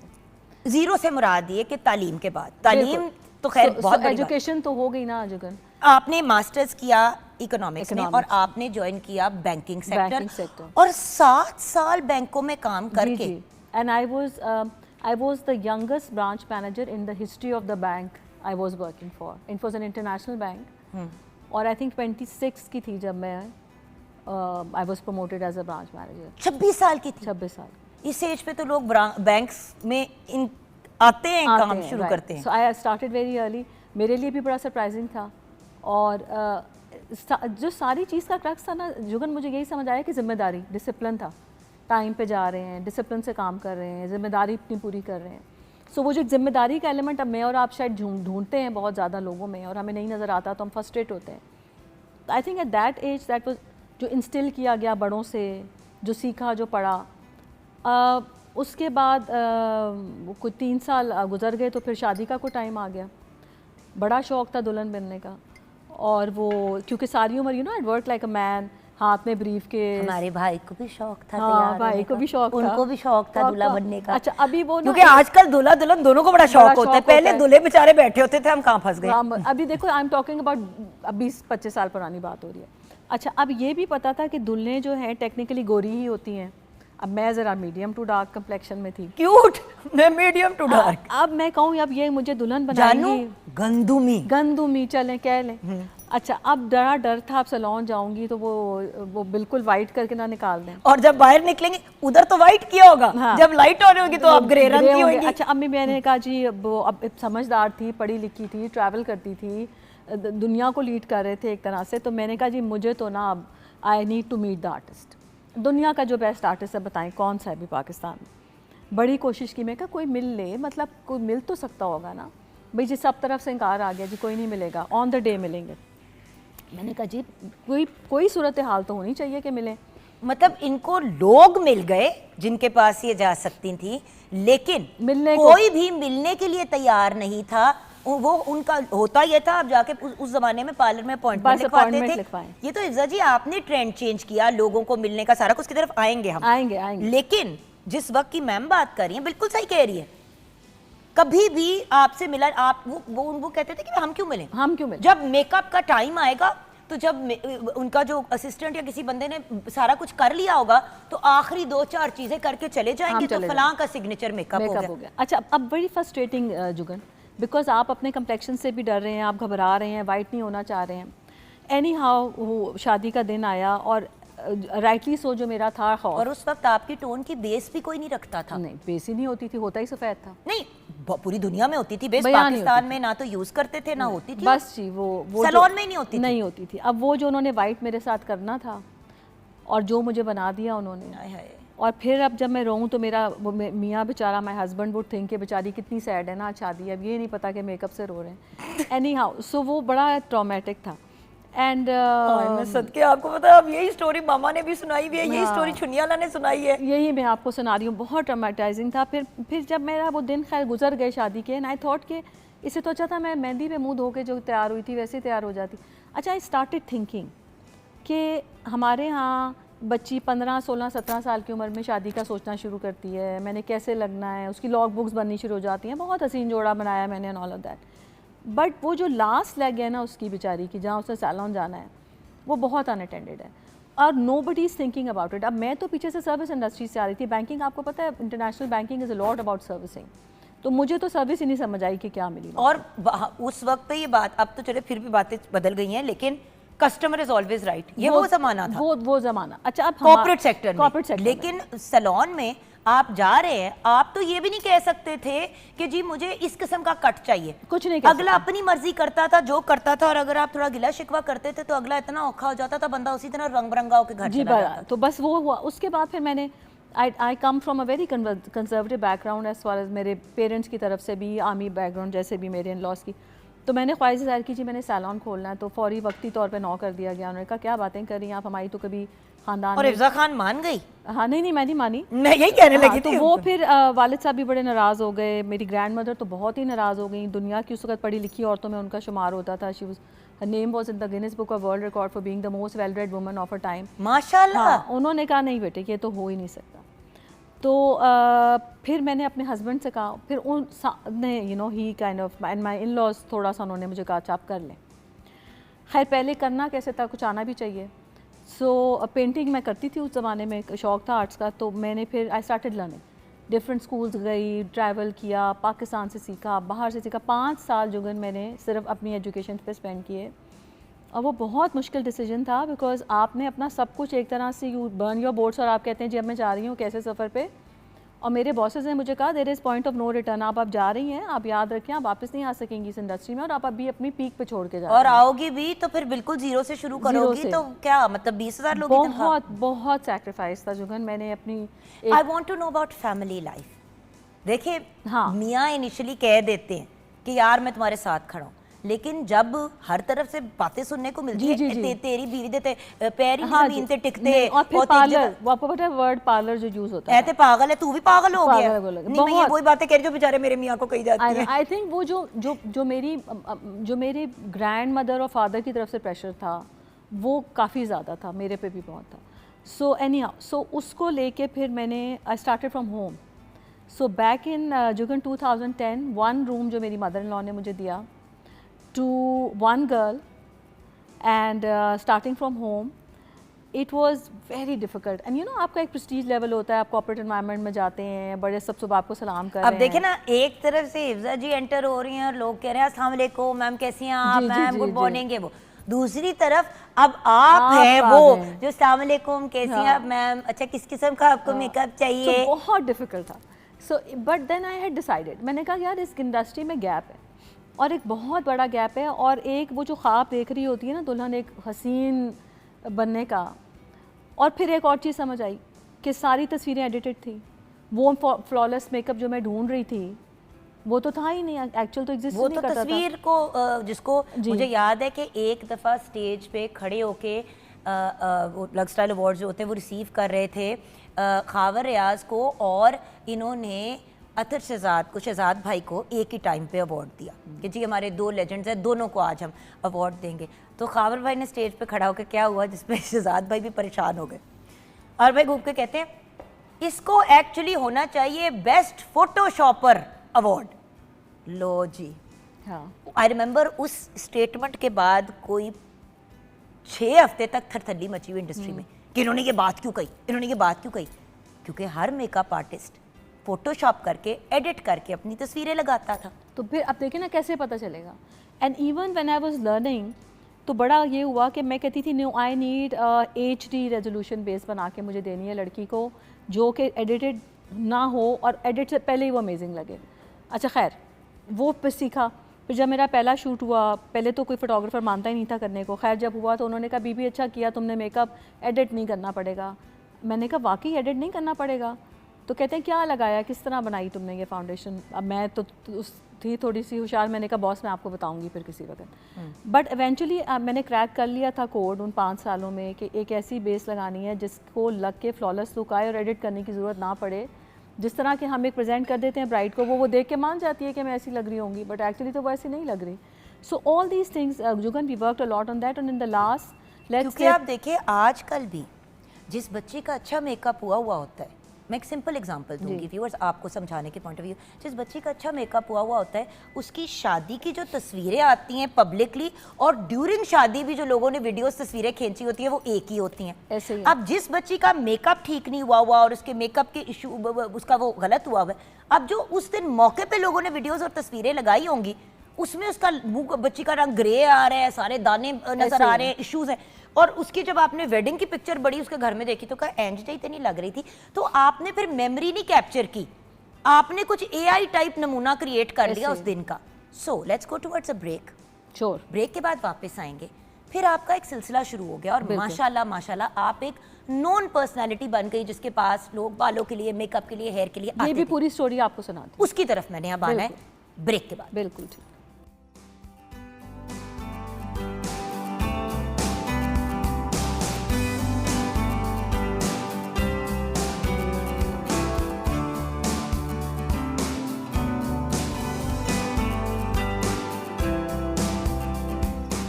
जी हाँ, welcome back from the break viewers. आइए किचन में जल्दी से देखते हैं कि क्या सिचुएशन है। सो सिचुएशन ये है कि हम बना रहे थे पिज़्ज़ा कटलेट, जिस तरह मैंने आपको बताया था आप उसको कोट करें और फ्राई कर दें। मैंने उसको 15 मिनट के लिए रेफ्रिजरेटर में रखा और क्रम्बल लगा के, ब्रेड क्रम्स वगैरह लगा के उसे मैंने फ्राई कर दिया, शैलो फ्राई, और उसको आप केचप, चिली गार्लिक सॉस या किसी भी डिप के साथ सर्व कर दें। थैंक यू सो मच बेटा, welcome. They look lovely, beautiful. अब ब्यूटीफुल की बात हो रही है तो कैसे भूल सकते हैं हम एब्सोल्युटली ब्रिलियंट हिफ्ज़ा खान को। She is a renowned Pakistani entrepreneur, beauty industry की लीडर हैं, फिलैंथ्रोपिस्ट हैं। तो अभी हमने पाकिस्तानी एंटरप्रेन्योर वाली बात को ही टच किया है और ब्यूटी इंडस्ट्री की लीडर भी फिर उसी के दौरान आप बन गई, फिलैंथ्रोपिस्ट भी बन गई। तो कुछ ज़रा शुरू करें वापस वे वी स्टॉप। या so Jugan, there is all of it is linked. तो मैं आपको क्विकली बताती हूँ। कमरे से शुरू किया और फिर कमरे क्या से हुआ? शुरू, कमरे से जब शुरू किया, फिलांथ्रोपी कहाँ से आई, एंटरप्रेन्योरशिप तो फैसला कर ही लिया था करना है, ब्यूटी तो सीख ली भी थी, 4-5 साल ट्रेनिंग ली और सारा कुछ, बिकॉज उसके बगैर तो फ़ायदा नहीं था, सीख नहीं सकते थे। Yes, as I said I was painting, but this was a different game. आपने बाल भी सीखने हैं, हेयर स्किन मेकअप को सीख के आपने आना है। अच्छा, फिलांथ्रोपी का एलिमेंट यहाँ से शुरू हुआ कि जब बच्चियाँ आई मेरे पास काम करने के लिए, तो आई वुड रियलाइज़ कि मैं उससे पूछी थी, बेटा सुबह आई क्यों नहीं? तो उसने कहा जी नहीं आई क्योंकि ना वो छोड़ने वाला कोई नहीं था। अच्छा ठीक है, एवरीडे यही इशू आ रहा है। अच्छा चलें जी, ट्रांसपोर्टेशन स्टार्ट करते हैं। अब ये बात हो रही है एक लड़की से जो आज 500 तक जा चुकी हैं, अब ये उन सब के लिए पॉलिसीज़ बनती गई। फिर दूसरी बात हुई कि बेटा आ तो गए, 500 लड़कियां अब आपके पास काम करती अल्हम्दुलिल्लाह हैं, जी। माशाल्लाह। अच्छा, अभी फिर बात यहाँ पर आई कि बेटा आ तो गए हो, काम क्यों नहीं कर रहे? अब तो घर से आपको ले आया है, खाया नहीं कुछ हुआ, there is nothing to eat at home. अच्छा चलें जी, खाना शुरू करें, ब्रेकफास्ट दें, लंच दें, चाय दें, ताकि ऑब्वियसली काम करना है इन्होंने। लंच तो मैंने भी खाया हुआ हाँ? आपका वहाँ पे। सो वो इतना मजे का बन के आता है कि मैं मतलब आप अपने कस्टमर क्लाइंट्स भी अगर कोई कह दे भूख लगी है तो आप यहाँ मंगा देते हैं, खिलाते हैं। कस्टमर्स के लिए हमने ला खाना शुरू किया है। अच्छा फिर वो हुआ कि जी खाना देना है, तो वो करते करते फ्रॉम 1 to 500 पे सबके लिए हो गया। फिर हुआ पता चला कि जी अच्छा जी ट्रांसपोर्टेशन भी हो गई है, खाना भी हो गया है, अब क्यों नहीं आई हो? घर जाके दरवाजे तोड़े, पता चल रहा है बच्ची बीमार पड़ी है, कोई पूछ ही नहीं रहा। फिर सबकी मेडिकल इंश्योरेंसेस शुरू हो गई। फिर जी हॉस्पिटलाइजेशन की ज़रूरत पड़ रही है तो इंश्योरेंसेस आ गई। मेडिकल चेकअप के कैंप्स लगने लग गए इन हाउस के। अब आप देखिए इतनी बच्चियाँ, वो डॉक्टर साहब आके बैठते हैं। नहीं तो जान, अगर आप ये करोगे तो फिर कमाओगे कैसे? जी, क्योंकि मैं ये सारा तो आप खर्चा करती जी जा जी रही जी हैं। मैं आपको बता रही हूँ, इसमें फिर बड़े एलिमेंट्स हैं।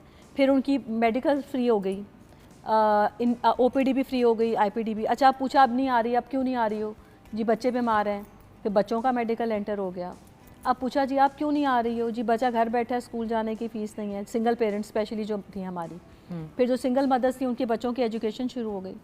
फिर पूछा जी आप क्यों नहीं आ रही हो? जी लीगल इश्यूज़ हो रहे हैं, मारपीट चल रही है घर में। सो वो करते करते from transportation to food security to health security to her legal security to her physical security. अच्छा अभी पूछा बच्ची से आप क्यों नहीं आई? जी वो रास्ते में लड़के ने छेड़ दिया। सो वो करते करते करते करते yes it ended up into a big cost Jugan, but हम अपनी huge portion of our earning we give it back into the system for the empowerment of these girls, because अगर मैं ये नहीं करूँगी ना सब, तो ये सब नहीं हो सकेगा। और इस एम्पावरमेंट में एक और हिस्सा भी है व्यूअर्स के, लोगों को इतना काम सिखा देना कि अगर वो मैडम से मतलब छोड़ के अपना काम भी स्टार्ट जी करना ट्रेनिंग चाहें, भी सारी फ्री है उनकी। ट्रेनिंग फ्री है। हाँ जी ट्रेनिंग फ्री है। सो हमारे पास इंटरनेशनल इंस्टीट्यूट्स हैं ट्रेनिंग के जो ऑन अच्छा बोर्ड हैं। मैम, मैं आपको एक बात बताऊँ, मैंने आपका नाम उस दिन हम लोग मेरे पास एक बच्ची आई हुई थी, वो सीखना चाह रही थी बालों का काम, ब्लो ड्राई का काम, ये वो काम। तो मैंने उसको कहा कि आप हिफ्ज़ा जी से क्यों नहीं जाके बात करती, शायद वो आपको गाइड करते हैं। कहते नहीं नहीं उनके कोर्स तो बड़े महंगे हैं। मैंने कहा कौन से उनके कोर्स महंगे हैं? हाँ अगर आपने एज अ मेकअप आर्टिस्ट या कुछ चीज़ सीखना है, ज़रा समझाएंगे ये क्या? अच्छा उसमें जुगन देखो, there are 2 kind of options you have. हाँ। एक होता है कि you can come into the paid course, ठीक है। और एक होता है कि आप कहते हैं कि जी we will work with you, right, और हम आपके साथ ही चलेंगे। तो उनको फिर हम बच्चियों को ले लेते हैं on board as our own. अच्छा हाँ अच्छा लेकिन कितनी देर तक उन्होंने आपके साथ काम करना है इस फ्री ट्रेनिंग के? अच्छा एक तो मैं आपको उसमें बड़े मज़े की बात बताऊँ कि जो बच्चियाँ 2009 से आई थी उसमें से 90% बच्चे इधर ही हैं। मैं यही कहने लगी थी, आपके तो सैलून में वही बच्चे घूम रहे होते वही थे पहले। बच्चे घूम रहे हैं, क्योंकि अब देखें इतनी किस्म की उनके लिए सिक्योरिटी प्रोविजंस, इंडिपेंडेंस उनको प्रोवाइड की है कि वो नहीं जाना चाहती। ख़वातीन एक्चुअली इसीलिए अक्सर जो सैलून्स में बच्चियां और बच्चे काम करते थे वो इसीलिए अपने पार्लर्स बनाने की तरफ जाते थे, क्योंकि जहाँ पे वो काम करते हैं जी उनको राइटफुली उनका नहीं मिलता। नहीं, वो राइटफुली अगर उनको मिलता भी है तो मुझे बताएं कि फॉर एग्जांपल जैसे मुहर्रम में आपको पता है 10-12 दिन पार्लर बंद होते हैं, बंद नहीं होते तो इतनी कोई मूवमेंट नहीं हो रही होती, लोग नहीं आते।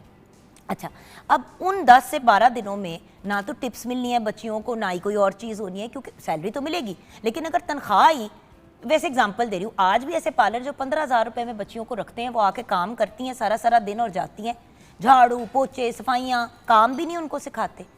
अच्छा चले मैं तो मैंने तो बहुत हॉरर स्टोरी अच्छा चले मैं अब आपको बताती हूँ हाउ डू वी वर्क। सो हमारा ट्रेनिंग सिस्टम, जो हमारा ट्रेनिंग सेंटर है, उसमें आप एक लेवल पे एंटर होती हैं। So imagine you have entered into a grade 1, आपने ग्रेड 3 तक जाना है हर साल एग्जाम दे के। You have to get yourself promoted to come to a level 3 trainer. ठीक है। और अगर आप नहीं कर रही तो उसका मतलब है या हम सिखा नहीं रहे हैं या आप सीख नहीं रही। बिकॉज एक बच्ची अगर 10, 15, 20 हज़ार पे एंटर हुई है तो उसने अपनी स्किल भी बढ़ानी है और उसने अपना लेवल भी बढ़ाना है। बिकॉज फिर इसी तरह तो वो ऊपर आके जाएंगी, वहाँ से फिर they have to move to a trainer level. अगर आप इतनी स्किल्ड हो गई हैं और आपने इतना सीख लिया है तो अब आप ट्रेनर लेवल पे जाएंगी। अच्छा, और अब अगर आप फ्री में ट्रेन कर भी रही हैं हाँ। तो उसमें आप फिर भी कोई स्टाइपेंड भी दे रही हैं? नहीं जी, पूरी सैलरी दे रहे हैं। वाह। they have all क्योंकि these- बहुत से लोग जब ट्रेन करते हैं आपको पता नहीं पे करते क्योंकि आप मुफ्त की तालीम दे रहे हैं। नहीं जी, ट्रेनिंग के साथ साथ सैलरी भी चलती है, खाना इंसेंटिव पीना, भी चलते pick हैं, drop। खाना पीना भी चलता है, सारा कुछ चलता है क्योंकि वो आपका पार्ट बन गए ना। So that is why we call them adoptions. हम तो उसको हायरिंग कह ही नहीं रहे हैं, हम तो कह रहे हैं हमने आपको अडॉप्ट कर लिया। So now every problem that she comes back to us with, the institute with resolve it. अब देखें ना व्यूअर्स, हम लोग हमेशा वेट कर रहे होते हैं कोई बहुत बड़ी चीज करने का। उन्होंने भी एक छोटी चीज से एक आगाज कमरा किया, जुगन, एक कमरा। एक कमरे से शुरू किया और आज वो कितनी खवातीन को एम्पावर करी। आप ये देखें कि मैं इनसे ये नहीं डिस्कस करी कि ये अपने काम में क्या कर रही हैं, किस किस फेमस पर्सनैलिटी का इन्होंने मेकअप किया। I am not interested.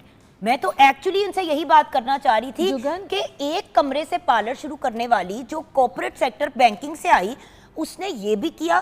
फिर आपने जो बैंकिंग के अंदर चीजें होती हैं कि हेल्थ इंश्योरेंस, सब वो यहाँ फूड implement अलाउंस, किया। सब सब सब। अब कुछ बच्चियां हमारी ऐसी आ जाती हैं जिनको घरों से निकाल दिया जाता है, आय हाय। या उनके पास रहने की रिहाइश की जगह नहीं होती, उनको फिर अकोमोडेशन भी प्रोवाइड करते हैं। Yes, it is true Jugan that a huge portion of our earning is going into this कि वापस जा रहे हैं। हाँ। बिकॉज इसको आप देखें, जब आप एक घर में बिल्ली का बच्चा रखते हैं, आपको उससे प्यार नहीं हो जाता। तो ये तो बच्चियां जो आपने अडॉप्ट की हुई हैं, राइट, और आप इनके साथ दिन रात बाहर हैं। लिटरली हम उनके दुख पर रो रहे होते हैं उनके साथ बैठ के। So you know, it's like you keep an animal at home, you have love for them। ये तो बच्चे हैं जो आपके साथ कोई 14। अब हमारी जो बच्ची इस वक्त हमारी टॉप हेयर आर्टिस्ट है, वो बच्ची ईंटें बनाती थी when she was 13। She was brought to me by, हमारा पीछे से कुछ जिम्मेदारी का भी है मेरे फादर की तरफ से, तो वो लेकर आए मेरे पास, इस बच्ची को ले लें, वहाँ बड़ी इनसिक्योरिटी है ब्रिक लेंस के ऊपर, भट्टों के ऊपर, तो ये वहाँ सेफ़ ही नहीं है, आप इन दोनों बहनों को रख लें। मैं अच्छा उस वक्त जब मैं शुरू कर रही थी तो मैंने कहा मेरे पास तो रिहाइश की कोई जगह नहीं, मैं कहाँ इनको रख लूँ। बट मैं इन लॉज हाउस काफ़ी बड़ा था, बेसमेंट वगैरह थी। मैंने अपनी मदर इन लॉ से इजाज़त ली, उन्होंने कहा बेटा रख लो, आप रखना चाह।